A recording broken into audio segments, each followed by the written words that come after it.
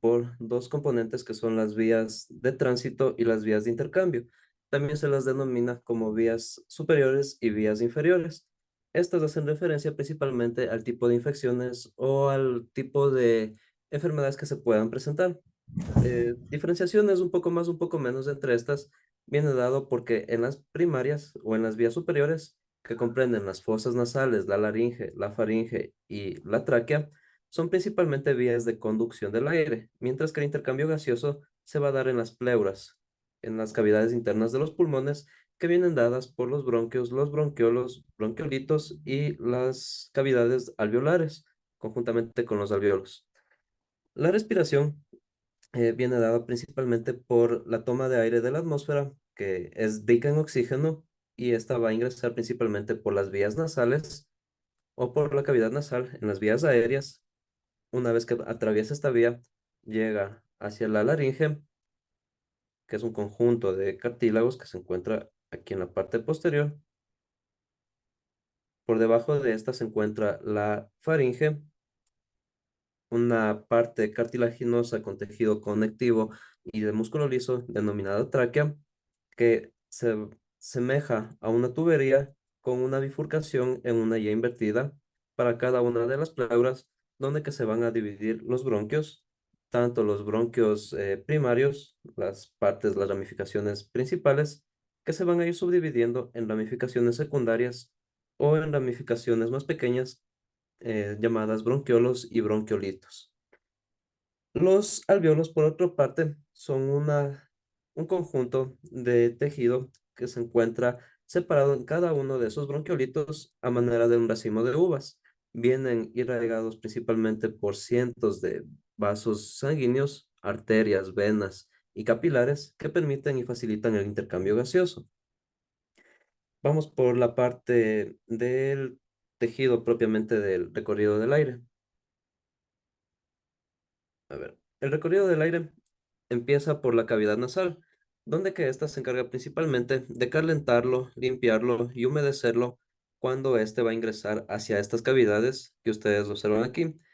Estas cavidades nasales, vistas de forma lateral, van a tener una conexión directa con los esfenoides y con los etmoides. Es por eso que tenemos aquí los senos etmoidales, los senos etmoidales y unos senos frontales, o también llamados paranasales, que estos se encargan principalmente de la conexión de los tejidos nerviosos que van a ser los encargados de captar los distintos compuestos químicos por medio del sentido del olfato, los inferiores, los senos etmoidales y los senos esfenoidales, encargados principalmente de transportar los tejidos mucosos que se encuentran en las cavidades maxilares, que ya se me quitaron, aquí están.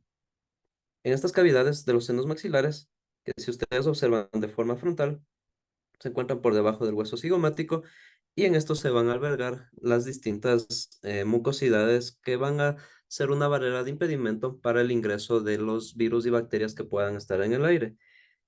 Dentro de la cavidad nasal, ustedes también por el tejido epitelial interno van a tener unos cilios o fibrinas o también llamados vellosidades internas que sirven principalmente para filtrar el aire.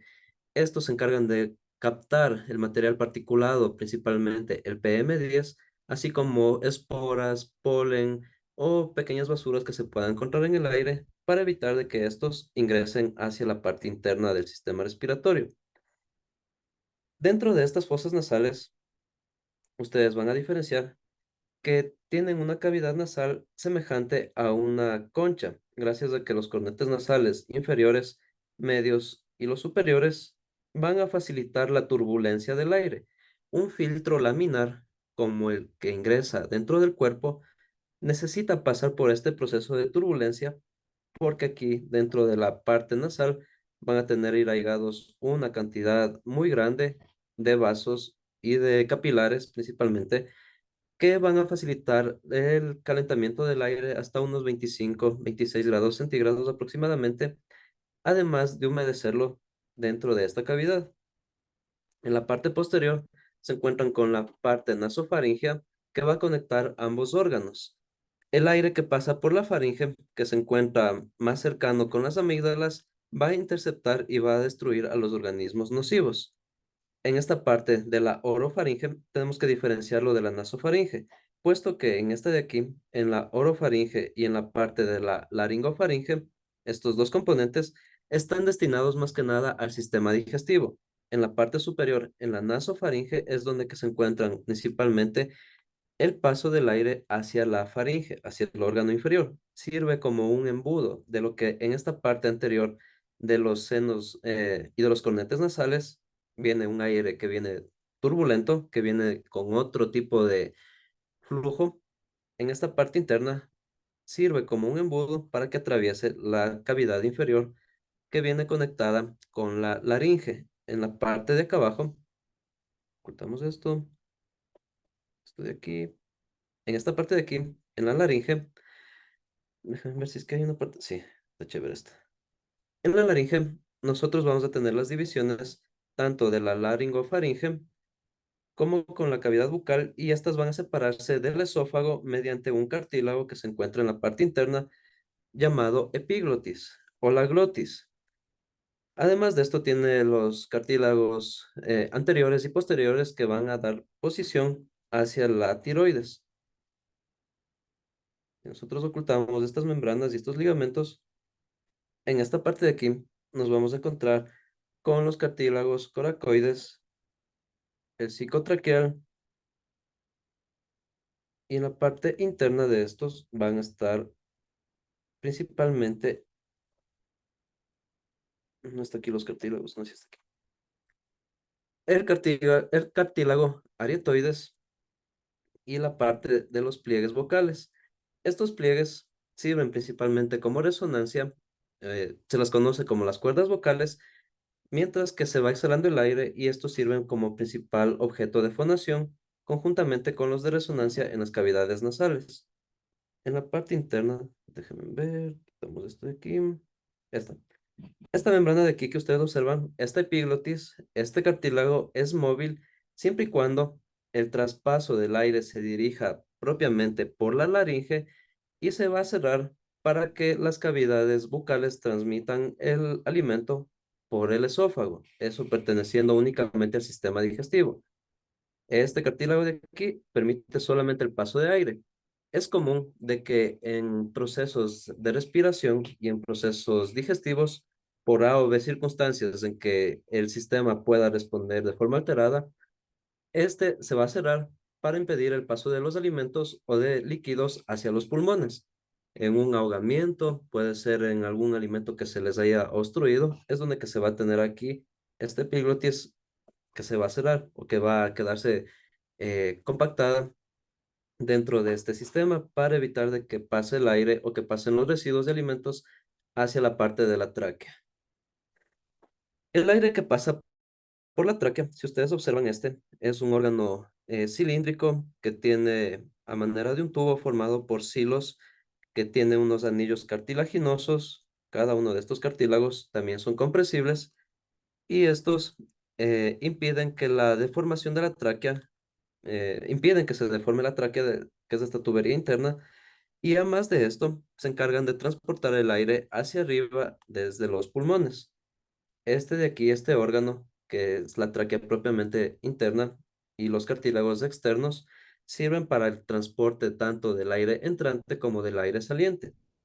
En la parte inferior van a tener dos diferenciaciones o dos bifurcaciones que van a dar origen hacia los bronquios.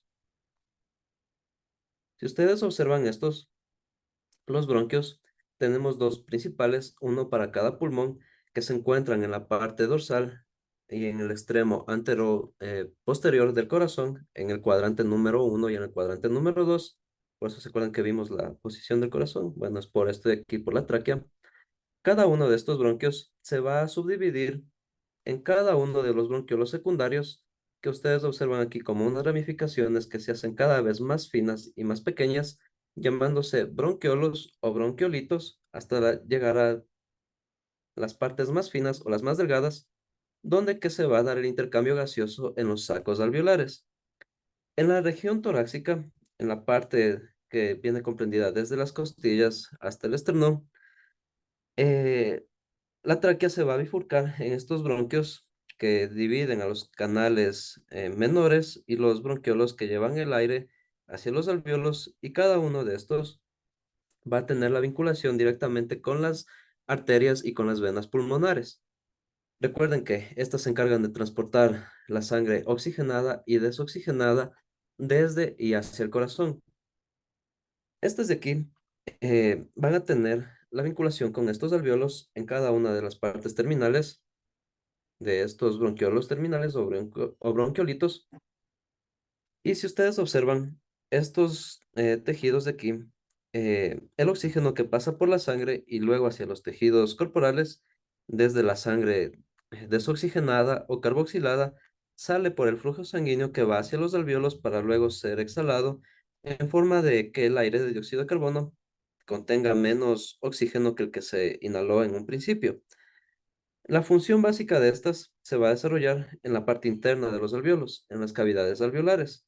Si ustedes observan, estas cavidades tienen unos poros alveolares o unos estomas que asemejan a los de las plantas, por donde se puede dar el intercambio gaseoso. Y cada uno de estos irrigados por vasos sanguíneos, si lo vemos de forma microscópica, va a tener distintos componentes. Tiene principalmente una célula alveolar tipo 1 que está constantemente en intercambio gaseoso con la parte arterial y con la parte de las venas para transportar el oxígeno por un proceso de difusión facilitada. Ya vamos a ver un poco más de eso. En la parte interna de estos estomas o de estas células alveolares se encuentra un macrófago que se encarga de digerir o de atrapar a los agentes patógenos, sean virus, bacterias o inclusive el material particulado 2.5, que es mucho más fino y que sí puede llegar a a estas cavidades, y se encuentran con una célula alveolar tipo 2 que también facilita los procesos metabólicos dentro de esta célula. A manera más, a manera menos, cada uno de estos capilares van a estar envolviendo la respiración que se da en un proceso normal de 15 a 16 veces por minuto, y alberga cada uno de estos alvéolos aproximadamente 0.3 a 0.33 milímetros cúbicos, que en total de cada uno de los dos pulmones eh, y entre ambos, mejor dicho, entre ambos pulmones van a tener una capacidad, todos estos alvéolos, de transportar entre 5 y 6 litros de aire en cada minuto de la respiración. En estos pequeños fragmentos que se dividen en ambos pulmones, entre esa capacidad de aire. Las ventajas mecánicas que se tienen vienen acompañadas por la parte muscular. Déjenme ver dónde está. La ubicación de los pulmones, también, pero más adelante. A ver en cuál está. Déjenme ver si es que sale en este.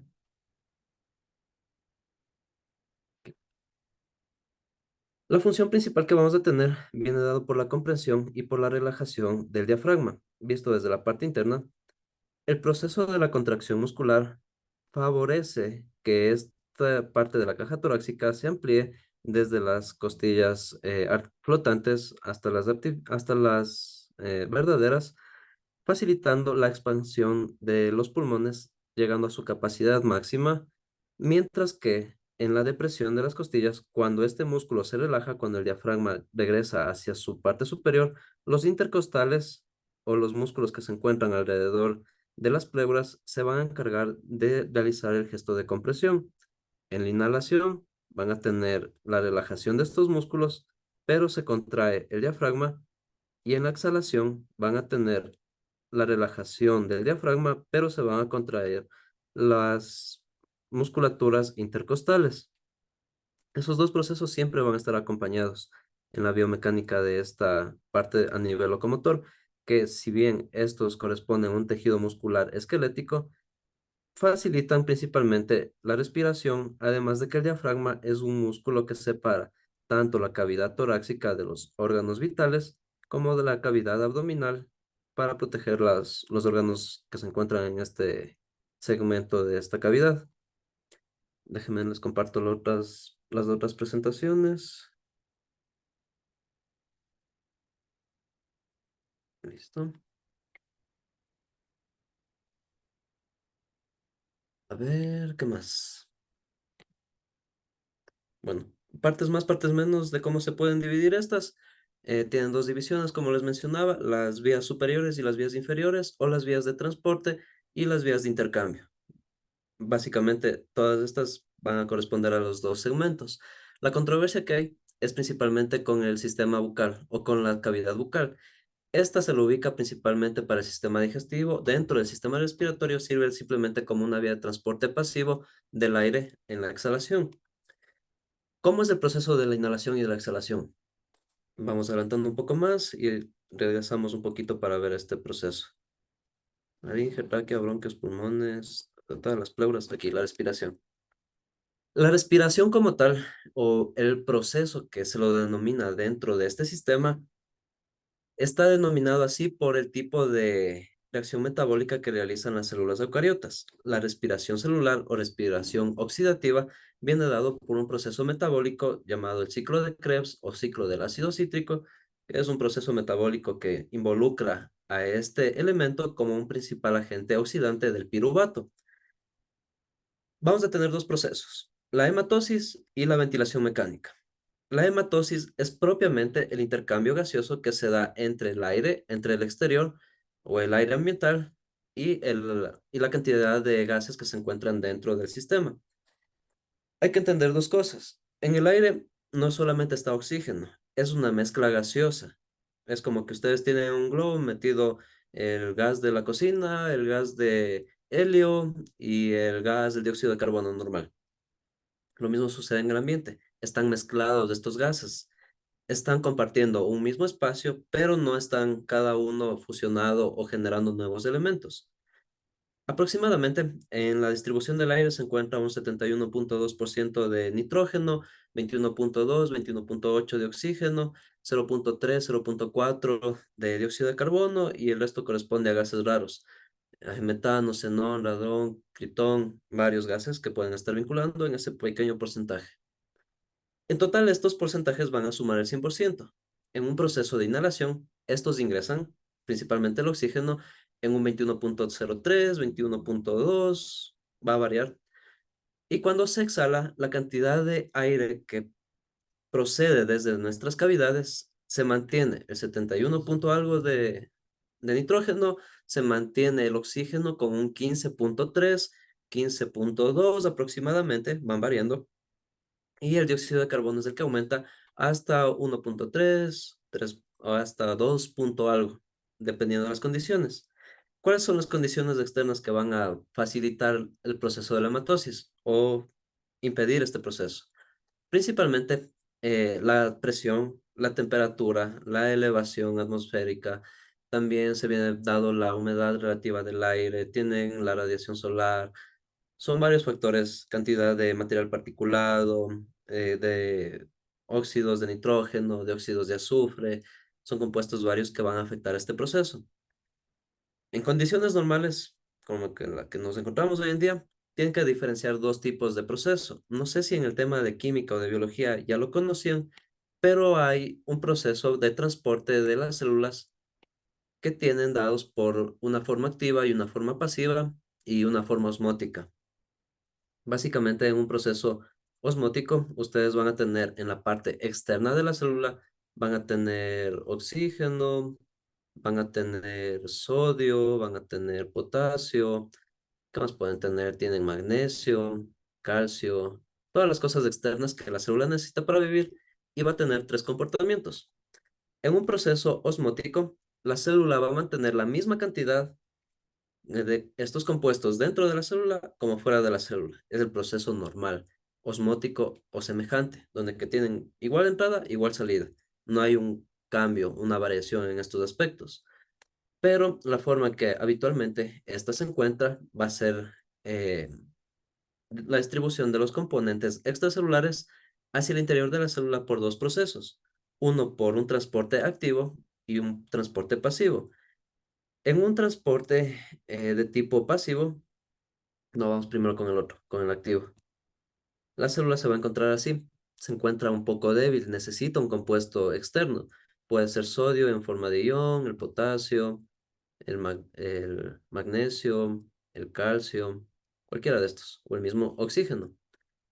¿Qué va a hacer la célula? Va a invertir, va a gastar energía para poder llevarlo desde fuera de la célula hacia adentro. Digamos que lleva sodio. Para transportar una molécula de sodio o un átomo de sodio, necesita invertir 3 moléculas de ATP. Para ingresar una molécula de potasio, va a necesitar 9 moléculas de ATP. Para ingresar una de calcio, va a necesitar 21 a 23 aproximadamente de ATP. El símil más fácil que tengo para los estudiantes que comprendan esto es cuando les dan una gaseosa, una bebida embotellada y les pasan con un sorbete o con un pitillo o un popote. ¿Qué hacen ustedes cuando les dan una botella con un sorbete? Ustedes succionan la bebida desde dentro, ¿verdad? Y eso demanda una energía por su parte, necesita un esfuerzo. Lo mismo hace la célula. Este transporte activo necesita invertir energía para poder absorber las cosas del medio. De forma evolutiva y de forma mecánica, cómo se realiza la hematosis en el sistema, por eso la naturaleza es tan sabia, sabe que es un proceso que va a costarle mucho a la célula, entonces lo que hace es hacer todo lo contrario, hacerlo de forma pasiva. En un transporte pasivo, la presión o la cantidad de estos componentes, que si se acuerdan en la anterior célula, tenían aquí en menor cantidad, aquí tienen menos componentes, acá tienen la necesidad de sustraerlo del medio. En este caso no, van a tener una diferenciación de que aquí van a tener una mayor cantidad de estos componentes y como se encuentra tan saturado en el medio externo, pasan fácilmente la membrana plasmática. Caso es el del oxígeno, el del dióxido de carbono, el del piruvato. ¿Cuál más? El del magnesio. Bueno, hay 4 bombas, pero esos son procesos metabólicos que a futuro aprenderán. O si es que alcanzamos, vemos al final. Este transporte de tipo pasivo no requiere que la célula necesite, perdón, energía, sino que es como que ustedes han inflado antes globos en carnaval. Cogen una manguera y le llenan de aire el globo, de agua el globo. La misma fuerza, la misma potencia que se encuentra presionada por la cantidad de aire en ese conducto, en esa manguera o en una jeringa, hace de que ingrese fácilmente en la célula. Y es el mismo proceso que se da a nivel mecánico en los alvéolos. Por eso es que en la respiración, en la parte de la hematosis, no se requiere energía, no se requiere una parte de aporte adicional por las células para realizar este intercambio gaseoso. Si recuerdan lo que vimos en la parte de los alvéolos, estas células son más finas, son más delgadas, tienen constante relación entre los vasos sanguíneos, principalmente de las venas que vienen saturadas con dióxido de carbono en forma de ácido carbónico o de dióxido de carbono diluido en las plaquetas, que facilita el paso, como están tan llenas de dióxido de carbono, atraviesa fácilmente la membrana y llega hasta los alvéolos, son esta partecita tomate de aquí, y como estos alvéolos ya por la inspiración, por el intercambio gaseoso, tienen una cantidad de aire muy grande, entra fácilmente hacia los glóbulos rojos. ¿Cómo lo hace? ¿Cómo se fija? Principalmente por los glóbulos rojos y la molécula de la, ¿cómo se llama? Hemoglobina. Esta proteína, al ser una molécula conjugada que posee hierro dentro de su estructura, 4 átomos de hierro prácticamente, absorbe el dióxido de carbono, que es una molécula diatómica, dentro de los enlaces disponibles de este hierro. La forma en que ésta se va a mantener viene dado por ese intercambio. Entra oxígeno, sale dióxido de carbono. Es un proceso químico muy simple la reacción y es por una ventaja que se tiene del transporte activo, perdón, del transporte pasivo para que la célula no tenga que invertir energía en este intercambio gaseoso. Esa es la parte netamente de la hematosis, del intercambio gaseoso entre el medio externo y el medio interno. Ahora, la diferencia que se tiene en el proceso mecánico o en el proceso de la ventilación es lo que ya les explicaba un poco. Y en este GIF o en este video es más fácil de ver. Cuando se contrae el diafragma, cuando se llevan las cavidades de aquí de la pleura, en la parte interna inferior, este de aquí, ustedes respiran, toman aire, se contrae este músculo llevando los pulmones lo más que pueda por las cavidades torácicas, todo esto hacia acá abajo. Lo estira, capacidad máxima entre 5.6, 5.8, hay algunas personas que tienen más desarrollado y se va a ocupar todo este espacio, principalmente del aire externo. Llevan esta parte mecánica hacia abajo, contrayendo el diafragma y en el proceso contrario, en la exhalación se relaja esto, exhalan ustedes, se elimina el dióxido de carbono, sale el aire y se contraen la parte de los músculos intercostales. Esto principalmente para que el diafragma que se relaja lleva por una ventaja de émbolo o de ventaja mecánica nuevamente los pulmones hacia arriba y los otros facilitan la contracción para que la cantidad de aire residual que se permanece en los pulmones sea la necesaria y que se mantenga, digamos, saturado los alvéolos y que tengan un espacio de reserva de oxígeno, por así decirlo, pero principalmente para que se elimine el dióxido de carbono. ¿Cómo se elimina el dióxido de carbono? Por la misma vía. Vamos desde la parte profunda, llegan a la parte de los alvéolos, se da el intercambio gaseoso en estos sacos o en estos racimos de uvas, se saturan de dióxido de carbono y estos recorren nuevamente todo el trayecto desde la parte de los bronquiolos hacia los bronquios, atraviesan la tráquea, llegan a la laringe, a la faringe. Recuerden que aquí en la parte de la laringe se encuentran las cuerdas vocales o los cartílagos que facilitan la fonación, atraviesan nuevamente la laringe, llegan a la cavidad tanto oral o a la orofaringe y a la hipofaringe, principalmente para que el aire exhalado tenga esa ventaja de salir por esta cavidad bucal o a su vez por la cavidad nasal. Diferencias principalmente en el proceso de respiración que puede aumentar la frecuencia o disminuir la frecuencia de la respiración en condiciones de deporte, en condiciones ambientales variables, en apneas del sueño, más o menos pueden ir variando. Ese es todo el proceso de la respiración. De ahí detalles un poco más, digamos, específicos de cada una de estas cavidades o de cada una de estas vías. Simplemente que conozcan los cornetes nasales sirven para que la parte del aire pueda intercambiarse de un flujo laminar que ustedes lo pueden ver, digamos, en un riachuelo. Ustedes ven ahí que pasa el agua normal a un flujo constante y en cambio en una cascada o en las corrientes rápidas se hace turbulento. Lo mismo pasa aquí en el aire. Entra de forma laminar, relajada, constante, pero aquí chocan en los cornetes superiores, medios e inferiores para que tome esa forma de turbulencia.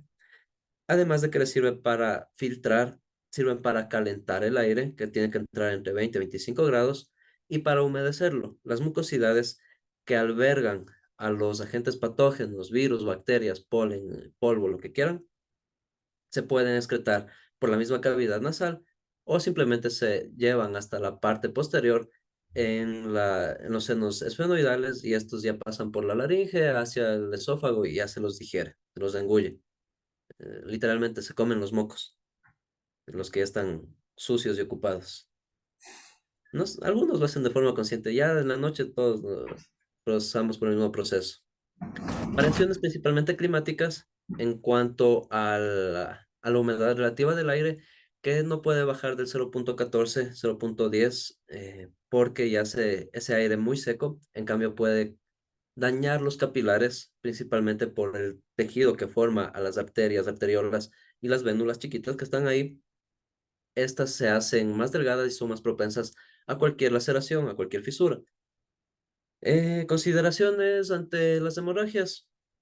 Principalmente diferenciar de que estas son por la presencia de varios capilares que se encuentran en esta zona, varias arterias, varias venas que también se van a conducir hacia la parte maxilar, hacia la parte esfenoidal. Bueno, está muy vascularizada esta zona. Hay que tener un poco de cuidado. ¿Qué más? La ubicación de la línea media de la cara, comunicación, ya, vía de transporte del aire. El aire pasa por la laringe, que se separa principalmente en la nasofaringe como un embudo, llevando la cantidad de aire hacia la parte del aparato respiratorio. Los otros, la orofaringe y la hipofaringe, se llevan principalmente para el esófago, por el sistema digestivo. principales diferencias. Además de que aquí tenemos cartílagos anteriores y cartílagos posteriores, o cartílagos impares y cartílagos pares. El que diferencia el paso del aire de los alimentos es la epiglotis, otros que dan lugar hacia la silla o hacia la posición de la tiroides, que es un órgano en forma de una mariposa más o menos, para que se pueda ubicar aquí. Son elásticos, son bacteriolas y tienen tejido conjuntivo, todo eso, lo demás para la comunicación hormonal. En la parte de la tráquea, un tubo delgado por el que va a atravesar la cantidad de aire, tanto de entrada y de salida, cubierto por cartílagos y que además tiene eh, una estructura muscular de tejido liso que puede responder ante respuestas o estímulos externos e internos. Principalmente en esta parte de aquí, en la tráquea y en los bronquios, vamos a tener receptores que se encargan de comprimirse o de colapsarse ante un antígeno. Un antígeno puede ser la alergia al polen, al polvo, al pelo de una mascota, a un alimento inclusive que viene dado por el sistema inmunitario que lleva la señal hacia estos tejidos para que se pueda contraer y de que básicamente no se inhale más de ese producto tóxico. Consideraciones más, consideraciones menos. Estos de aquí son los principales propensos a las infecciones en la parte de los bronquios, infecciones de tipo bacteriana o de tipo vírica. Puede ser una gripe, puede ser una enfermedad, una bronquitis, puede ser ¿qué más? Una faringoamigdalitis, que se van a ir derivando hacia estas zonas. Y lo importante de estos tres, de la parte de la cavidad nasal hasta los bronquios, es que si ustedes observan, están compuestos por cientos de cartílagos, igual que en la nariz. Ustedes hacen esto con la nariz, se aprietan el cartílago y regresa a su forma normal. Lo mismo pueden hacer estos. Son órganos compresibles o compactables o deformables que tienen esta propiedad los cartílagos. ¿Qué más? ¿Qué más? Estructuras en anillos, lóbulos, conductos, eso ya está. Los pulmones, capacidades de 3,5 litros, ya. Pulmón izquierdo, pulmón derecho. El pulmón es un órgano mesenquimático que tiene este tejido invadido tanto por los bronquiolos como por las arterias y venas, además de los alvéolos, pero principalmente este se va a dividir en segmentos o en fisuras que tienen tanto en la parte anterior como en la parte posterior.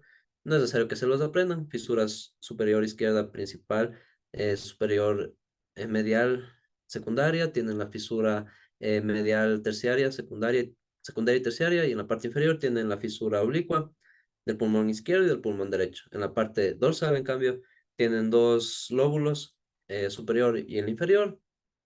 Son zonas donde que se van a hacer las auscultaciones. Las pleuras, que son básicamente las dos cavidades pleurales que se van a dividir para los pulmones, diferenciándose de la parte mitral donde se encuentra el corazón,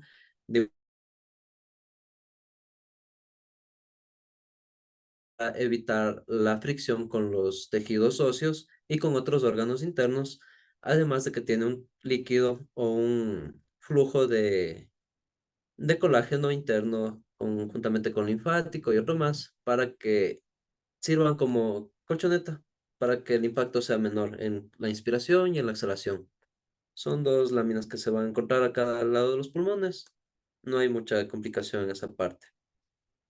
El tema de los volúmenes y las capacidades. Vamos a tener principalmente en los procesos de ventilación distintas formas de medirlo en cuanto a la capacidad pulmonar, tanto por la entrada y la salida del aire, que puede ser un volumen corriente o un volumen de reserva, puesto que estas cavidades nunca se quedan sin aire. La cantidad que permanece en los sacos alveolares es constante, 0,3 a 0,33 milímetros cúbicos en cada uno de estos, y estos multiplicados hacen 3,5, 3,6 litros o 3 centímetros cúbicos de cada de los dos pulmones. Principalmente, la cantidad de volumen que se puede medir se lo hace por pruebas de volumen de oxígeno máximo en sangre, también por capacidades de exhalación en mediciones de tubo contra corriente en milímetros de mercurio. a favor de corriente con milímetros de mercurio, pruebas más, pruebas menos, que nos indican las capacidades pulmonares.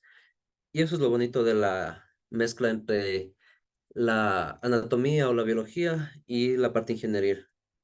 Todo es matemática. En esta parte no hay cómo perderse. Son sumas, restas y multiplicaciones. Tenemos un volumen, una capacidad total, que es igual a la capacidad vital más el volumen residual. Esto suma 6,8 milímetros o 5,8 litros aproximadamente. Puede variar entre el género, la edad, la estatura, condiciones climáticas, mayor o menor elevación, también inciden en esto, pero se mantiene en ese rango, más o menos 200 o 300 ml o centímetros cúbicos. La capacidad vital viene dada por el volumen de reserva que tienen en la inspiración. Ustedes cuando tienen un émbolo se mantiene una pequeña fracción o un pequeño centímetro cúbico que va a mantenerse para el intercambio gaseoso.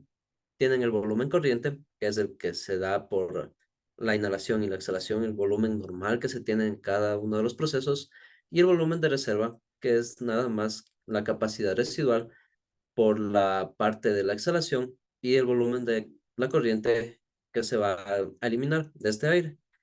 Entre sumas y restas, cada uno, si es que se lleva por matemática, van a darnos estos valores, que simplemente nos sirven como indicadores de la regulación de la respiración. Normalmente de 12 a 18 respiraciones por minuto, condiciones normales de 15 a 16. Condiciones deportivas puede aumentar hasta 20, 24, 30 respiraciones por minuto, dependiendo de la actividad, el tiempo, la duración, intensidad y frecuencia. Además de condiciones propioceptivas. Esto haciendo referencia principalmente a la forma en que se tiene de educar la parte de la respiración diafragmática de la respiración nasal. Tenemos esos dos tipos de respiraciones. En la diafragmática, únicamente haciendo la referencia a esta parte ventral, a esta parte muscular de aquí, que ustedes tienen para poder inspirar, llevar las pleuras, o sea, llenar todita esta capacidad. Si ustedes toman todo el aire que puedan, van a llevar una capacidad máxima y esa capacidad va a permitir una mayor liberación del aire, una mayor expansión en las cuerdas vocales y en los aparatos de resonancia que serían en las cavidades nasales para la expansión de la voz y al contrario, una respiración nasal que viene únicamente limitada por la capacidad de las cavidades nasales hasta la parte pleural, hasta la parte de los pulmones. En esta de aquí, la respiración se va a mantener en un volumen mínimo, por así decirlo, de 3,8 a 3,6 litros. Son dos tipos de respiraciones, cada una tiene su importancia, principalmente por cómo nos educan a respirar. En el proceso de la respiración, des en cuenta hasta de eso, que no sabemos ni siquiera cómo respirar muchas de las veces. No sabemos ni comer ni respirar, según eh, los términos anatómicos. La respiración, la inhalación, viene dado por las vías aéreas. ¿Cuántas veces ustedes no han estado jadeando o respirando por la boca cuando hacen algún deporte o algún ejercicio? Es por una demanda de oxígeno que tiene en el cerebro. Esto de aquí me hace referencia principalmente en que tenemos dos tipos de neuronas que van a comunicarse, unas ascendentes o aferentes y unas descendentes o eferentes. El sistema de nervioso central, en la parte del lóbulo prefrontal, es donde se van a coordinar este tipo de respiraciones a partir de los 2 años y medio de edad aproximadamente, cuando ustedes tienen la conciencia de cuánto aire llevan hacia sus pulmones y por qué vías, si es que es por la vía nasal o si es que es por la vía vocal. Principalmente estas células ascendentes se encargan de llevar el mensaje desde las pleuras, desde los pulmones. Tenemos unos tipos de células nerviosas, no las típicas dendritas estrelladas que están en el cerebro, pero tenemos unas células que se comunican. Estas llegan hasta el lóbulo prefrontal por la parte previa a la pituitaria y llevan de forma descendente hacia la parte del bulbo raquídeo, pasando por la médula ósea, principalmente la parte muscular, para que se dé el proceso de ventilación mecánica. En este proceso, ustedes no pueden quedarse sin aire a voluntad, porque el cerebro que capta estas señales está muy arraigado de vasos de venas y arterias. Ante la deficiencia del oxígeno, se va a dar cuenta de eso. ¿Y qué hace? Manda la comunicación directamente por este cerebro primitivo que tenemos en la parte posterior, señalando principalmente para que se dé el proceso mecánico. pese o no a la presencia de oxígeno o de aire en el ambiente. Por eso hay una saturación de agua cuando se da el caso de las personas que entran en ahogamientos o que tienen, ¿cómo se llama el término? Asfixia por saturación de agua, me parece que es, cuando se da la llena, se llenan los pulmones de agua. Consideraciones más, consideraciones menos. El tipo de trabajo o el tipo de actividades que se realizan, principalmente a nivel cardíaco, también se tiene una demanda o una comunicación directa, recuerden, por la parte de las arterias y de las venas pulmonares que se encargan de conducir estos líquidos, el líquido sanguíneo y también el gas que viene el desecho metabólico en forma de gas, que es el dióxido de carbono de todas las células que recorren su cuerpo, desde la punta del pie hasta el último capilar que tengan, hasta el último pelo que puedan poseer. Todos esos van a tener procesos metabólicos oxidativos. Van a tener dióxido de carbono como un desecho, igual que en un vehículo. Ustedes a un vehículo le ponen combustible, le ponen em, el comburente que es el oxígeno y una chispa o un ignitor, y esto va a combustionarse para producir dióxido de carbono y otros gases. Lo mismo pasa en el cuerpo. Este proceso oxidativo requiere un esfuerzo principalmente de este sistema. ¿Y cómo va a ser la frecuencia respiratoria? Principalmente vamos a tener dos. La apnea, que es las condiciones normales, que si ustedes observan aquí, son dos picos. Tanto de aire ingresa, tanto de aire sale. Misma cantidad en la respiración uno que en la respiración 2. No va a variar. Otra deficiencia que se tiene principalmente por una mala postura al dormir, por una deficiencia genética inclusive, o por simplemente malos procesos del sueño en la fase REM, va a ser la apnea, donde que tanta cantidad de aire entra, pero se queda ahí cortado. Hay una privación total de la respiración por un periodo largo o un periodo considerable, donde que se tiene el ronquido, el famoso ronquido nocturno, viendo modificado principalmente por la cantidad de aire residual que se encuentran en los alvéolos, que sirve principalmente para eso, para que el sistema no se quede sin oxígeno. Hay otros dos tipos de frecuencias que se pueden alterar, principalmente la hipoventilación y la hiperventilación.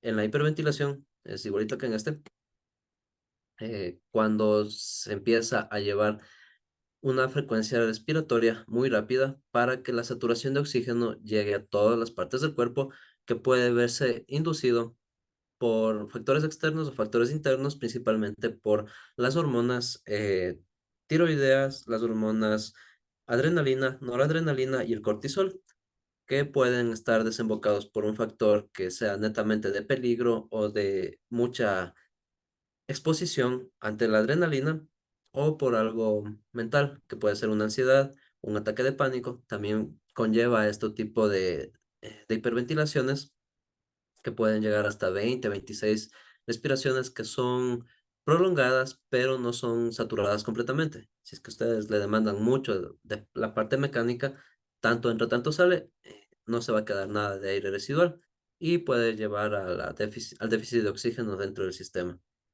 Por otro lado, la hipoventilación es una respiración muy lenta, como un suspiro muy largo, donde que ustedes solamente van a exhalar, exhalar, exhalar, y se quedan con esa respiración más prolongada, más lenta, ante una falta mecánica de la respiración, que puede ser por un cambio de la elevación, por un cambio de la presión atmosférica o por la humedad relativa del aire a nivel externo. A nivel interno van a inducirse principalmente por la melatonina, por la serotonina, no, perdón, por la melatonina y, ¿cómo se llama esta otra? La del hambre y la del sueño, ¿cómo se llama? ¿Cómo se llama? ¿Cómo se llama? Y por la grelina, la que controla el hambre y el sueño. Esas dos, melatonina y grelina. En estas dos se puede ver afectado inclusive en el sistema respiratorio. Tienen la disnea, que es una respiración dificultosa, que se asocia con la hipoventilación, principalmente por la falta de oxígeno que se va a tener ante una exposición prolongada, principalmente a ejercicio o actividades cardiovasculares muy demandantes. La apnea que ya les mencioné y la parada respiratoria, que es la falta total de la respiración después de la apnea. Esta parada respiratoria se puede confundir o se la relaciona principalmente con el paro cardiorrespiratorio.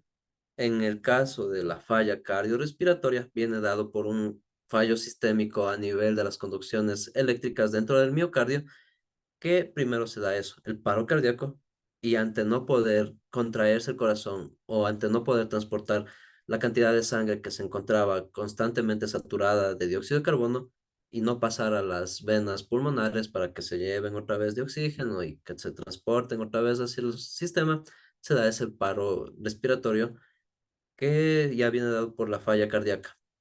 Esos dos siempre van a estar relacionados. ¿Qué más? Modificaciones de la frecuencia respiratoria se las pueden modificar en la actividad deportiva, como la apnea, en el canto por la voz, otras que son involuntarias o que vienen dadas por el sistema nervioso periférico, por las células eferentes o por las neuronas descendentes, como la tos, el estornudo, como una respuesta del sistema inmunológico ante la presencia de un patógeno o ante la acumulación dependiendo si es que es una tos bronquial o si es que es una tos espectral, puede ser la acumulación de flema o la acumulación de estos compuestos víricos o estos compuestos infecciosos, principalmente para que se expulsen dentro del sistema. Tienen el hipo, la risa, que son respiraciones prolongadas, pausadas y prolongadas de la contracción del diafragma, el sollozo, el bostezo y el suspiro, que van en cambio por una relajación constante del diafragma. Y esos son todos, creo, me parece. En la parte del suspiro, inclusive en la literatura, no en la literatura anatómica, en la literatura romántica del siglo XVII, XVI, Gustavo Adolfo Bécquer, uno de los poemas más famosos en su rima número 23, me parece que es, de que los aires, ¿cómo es? Los suspiros son aire y van al aire, las lágrimas son agua y van al mar. Dime, amor mío, que cuando se olvida el amor, ¿sabes tú a dónde va? Inspirado principalmente en esta parte anatómica. Ellos ya sabían un poquito ya de anatomía. ¿Qué más? Ruidos respiratorios. Esto es principalmente para la auscultación. Tienen el murmullo vesicular y el soplo bronquial, que el uno va direccionado propiamente hacia los bronquios, bronquiolitos y los bronquios secundarios, principalmente por el paso de aire que tienen en la tráquea y en los bronquios, como estos pueden verse invadidos por una infección bacteriana o una infección vírica, la acumulación de flema, el tipo de prolongación de apnea que se pueda tener ahí, se lo mide también en la frecuencia respiratoria, sirve para indicar principalmente los procesos víricos, si es que se encuentran desarrollados, que se encuentran aletargados. Igual el murmullo vesicular, en cambio, se lo realiza desde la penetración del aire en las vesículas pulmonares, en la parte superior, por la parte dorsal y en la parte ventral. Se maneja el mismo protocolo, simplemente que va direccionado hacia el conducto vesicular para los alveolos. Es todo el tracto que se va analizando ahí para el intercambio gaseoso. ¿Qué más? Nada más. El vocabulario que también ya está subido en la plataforma. Creo que eso es lo principal del sistema respiratorio. Como ven, entre este y el sistema circulatorio son los dos sistemas denominados como vitales, principalmente porque son codependientes y estos se encargan de transportar el oxígeno y el dióxido de carbono como un componente primario y secundario para todos los procesos metabólicos en todas las células de su cuerpo, en todos los tejidos, en todos los órganos y se los denomina así por esta característica. De ahí que todos los órganos y todos los tejidos son importantes, sí. Principalmente estos porque se encargan de llevar, tómenlo como un mensajero, el sistema circulatorio y respiratorio, un servicio de paquetería o de servientrega. Llevan productos de un lugar hacia otro y se encargan de retirar las cosas de un lugar y lo llevan hacia otro. Son ese símil más fácil de comprenderlo. Preguntas acerca del sistema respiratorio. ¿Fácil o difícil?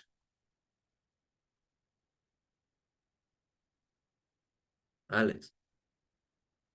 Yo tengo Ah, una pregunta sobre el sistema respiratorio.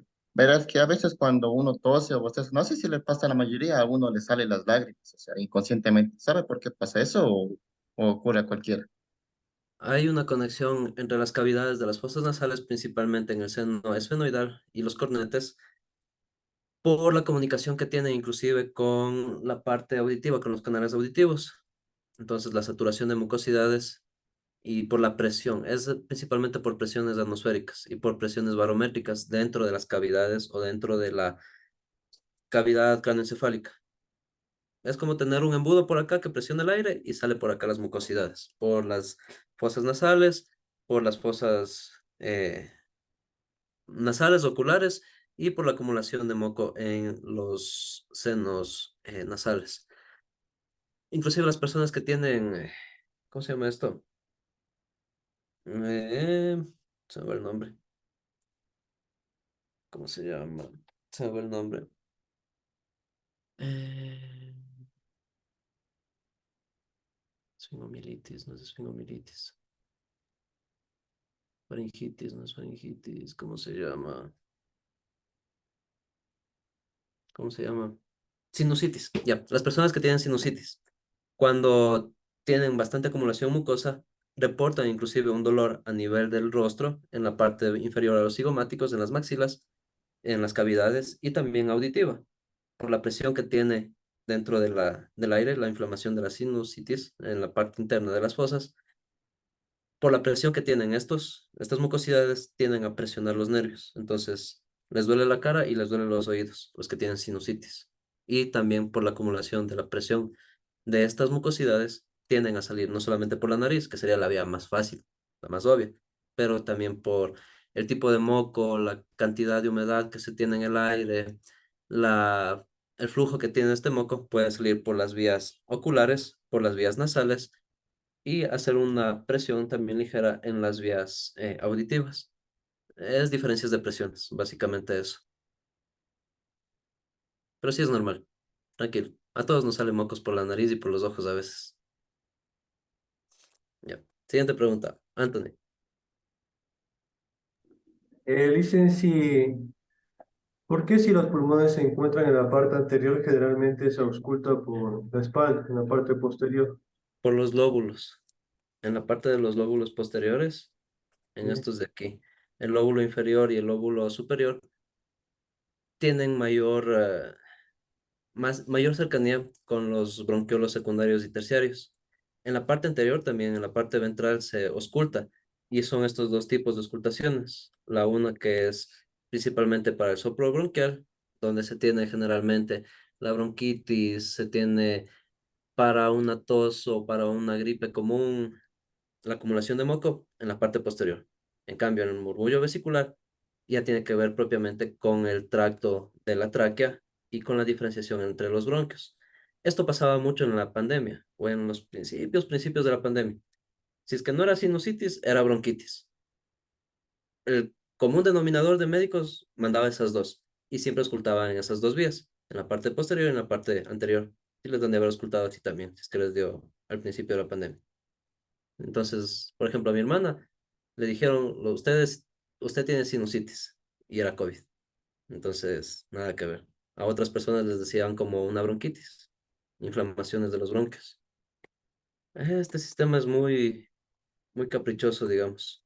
Pero sí, se oculta en la parte posterior por la presencia de los bronquiolos secundarios y de los terciarios. Es más fácil ahí, en el lóbulo superior y en el lóbulo inferior. Por eso les piden que jadeen como perro cuando les auscultan, para que se elimine todo el volumen residual.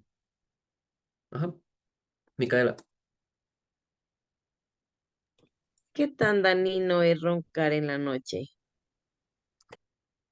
hay de dos, principalmente por una reeducación o una propiocepción nasal para que la respiración sea prolongada por la vía aérea normal que es la nariz.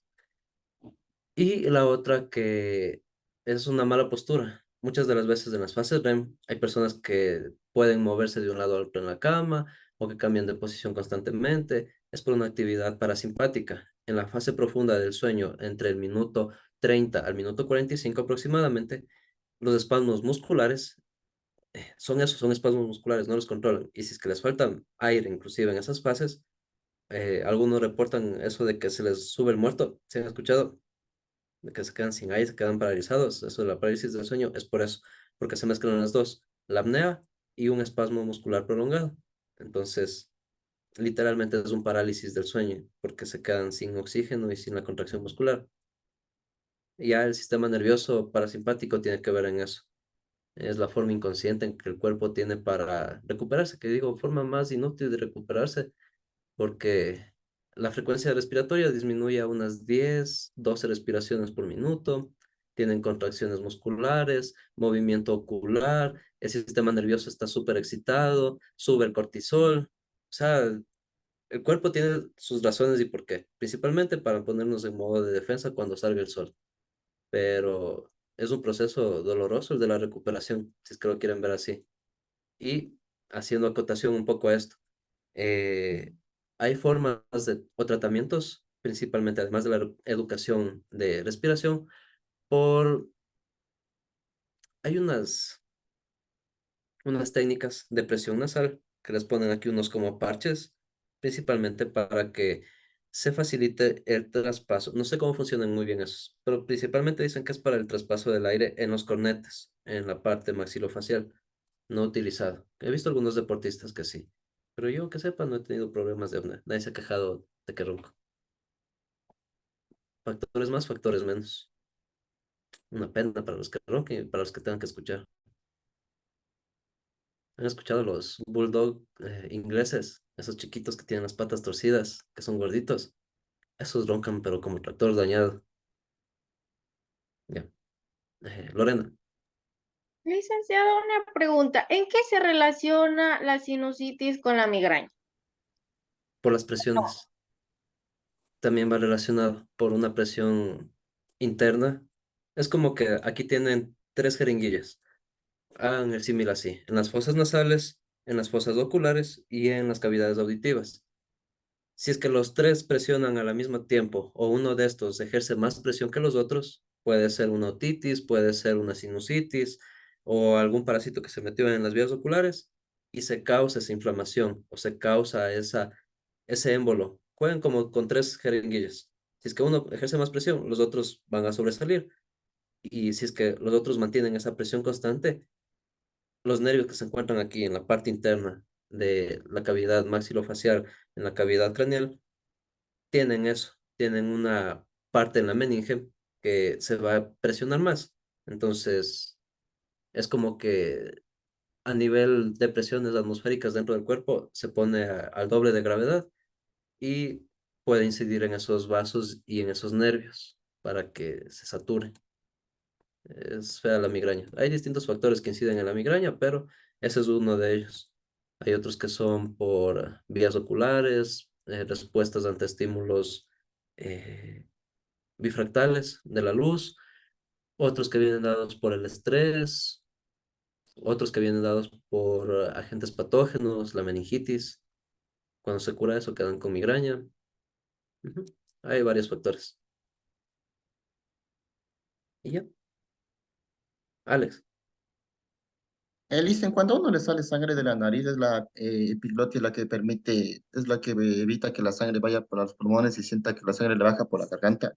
Y sí, naturalmente es porque a uno le sale sangre, o sea, de gana, dicen que es por el sol. ¿Eso tiene algo que ver? por la temperatura, generalmente en donde se encuentran mayor cantidad de vasos sanguíneos, capilares, arterias, arteriolas, venas y vénulas, son las zonas donde que se encuentra mayor temperatura, en la parte nasal, en la parte axilar, en la parte inguinal, en la parte testicular, en los órganos de reproducción, en los esfínteres, es donde tienen mayor conexión de vasos sanguíneos y estos vasos al estar más expuestos o al estar en una zona más propensa a laceraciones o a cortes o a la temperatura exterior, responden de esa forma. Recuerden que la parte de las arterias tienen en la túnica externa es más delgada y en los vasos y en los capilares contienen ahí la parte de la arteria y de la vena para el traspaso de las sustancias. En estas de aquí, los cortes pueden ser más susceptibles, como en la piel. Ustedes se rasguñan o se raspan o les muerde un gato, les sale sangre fácilmente, sale una cantidad de sangre. Tienen pocos capilares en esta zona. Imagínense en estos que están llenos de capilares para calentar el aire. Son más propensos. Y la temperatura incide en eso. La temperatura, la humedad del aire, la presión. Llevan a una persona de la costa al Chimborazo en una temporada como la de ahorita, le sale sangre en el segundo refugio, ni llega al segundo refugio. Entonces hay que también tener esas consideraciones. No es lo mismo la temperatura que estamos ahorita entre 18, 15 grados centígrados a la misma que tienen en Medio Oriente, que están a 40, 35 grados. Ujú. Eso incide bastante. Y ya son condiciones adaptativas. Por ejemplo, en el tema de los capilares, en el este medio de África para el sur, tienen los capilares más gruesos. Por ejemplo, son más resistentes a ese tipo de hemorragias nasales o de los capilares en general. Tienen una piel más gruesa. En cambio, aquí no. Aquí estamos más cerca del sol mejor. Bueno, depende. En la Sierra Centro o en la Sierra Norte, en las elevaciones. Ustedes no ven a un indígena que le salga comúnmente sangre de la nariz por los 3700, 3800 metros sobre el nivel del mar. Están adaptados para eso. Y porque tienen, ¿se han visto cómo tienen los cachetes rojitos? Ya, la sangre es vascularizada, se traslada hasta el tejido epitelial, hasta aquí. Anthony, Disculpe, mi pregunta era, ¿por qué el pulmón derecho tiene tres lóbulos y el izquierdo dos, solo dos? por el tamaño del corazón. ¿Se acuerdan que el corazón viene ubicado hacia abajito y de lado? Y tiene cuatro lóbulos. Es por la cantidad de espacio que ocupa hacia este lado.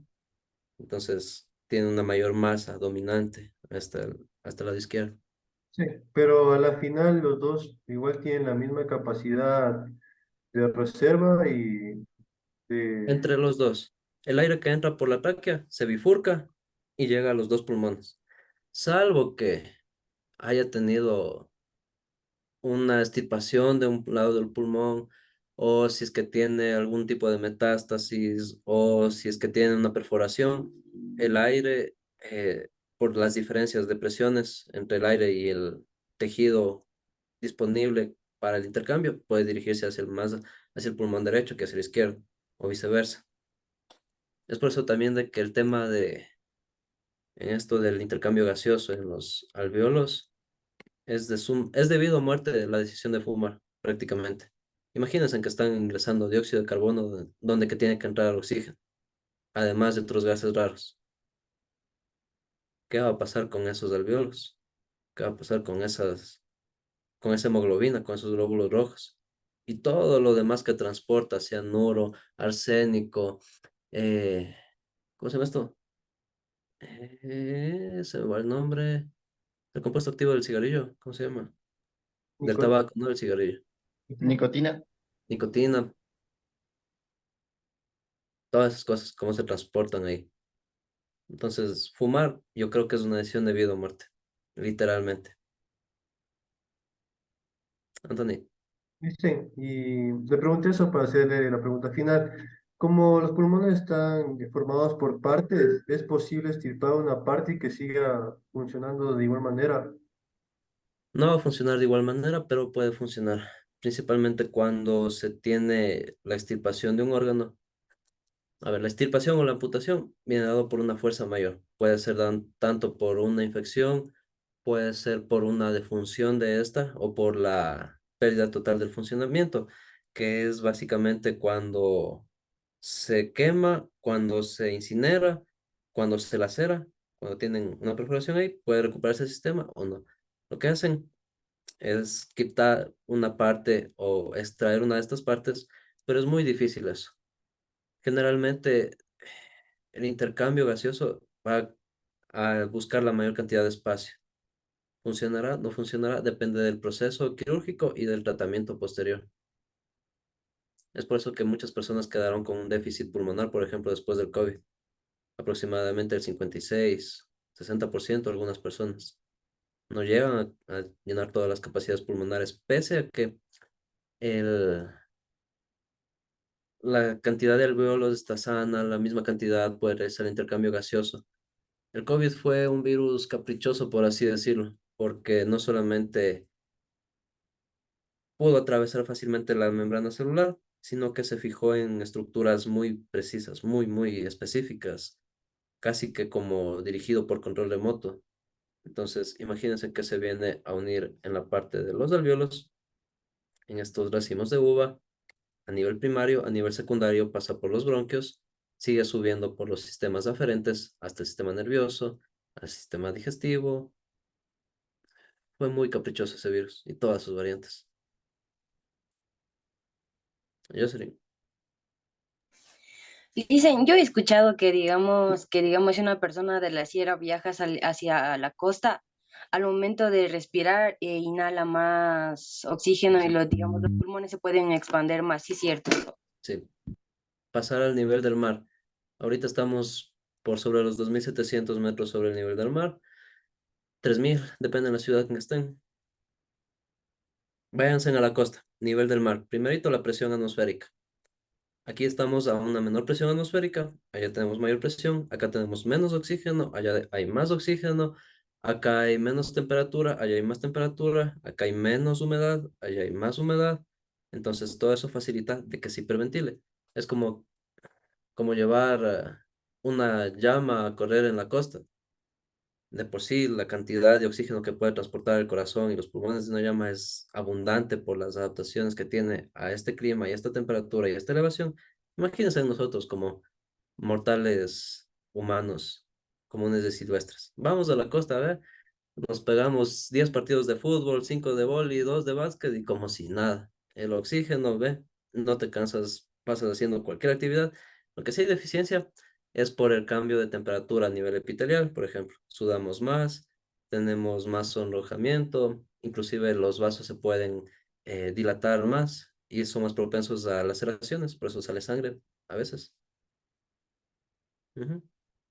Pero sí es verdad, allá en la costa tenemos una ligera ventaja, digamos.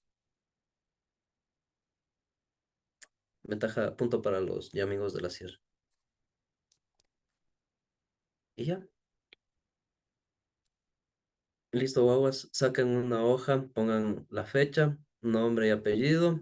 Comenzamos con las lecciones.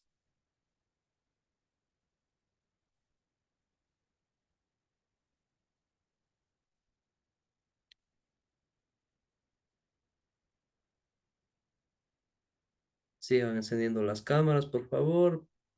Paulina, Mónica, Fernanda, Jonathan,